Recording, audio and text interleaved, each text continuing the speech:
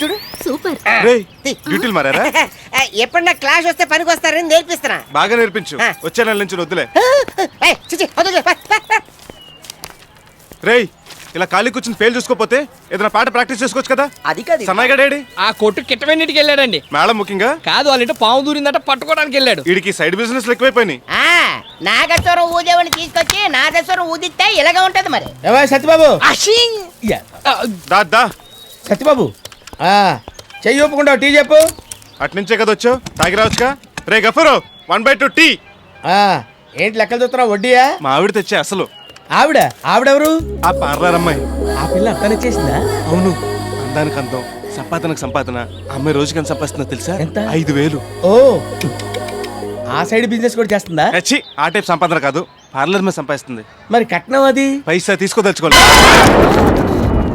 తాజ్ మహల్ ని ఇలియానా కట్టించిందంటే నమ్ముతా.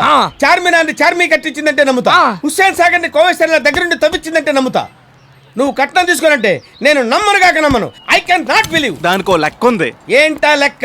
అమ్మాయి రోజు సంపాదన 5,000, నెలకి 1,50,000, సంవత్సరానికి 18 లక్షలు. తను యావరేజ్ గా ఓ 30 సంవత్సరాలు ఇదే పని చేసింది అనుకో, 5,40,00,000. ఇది అసలు.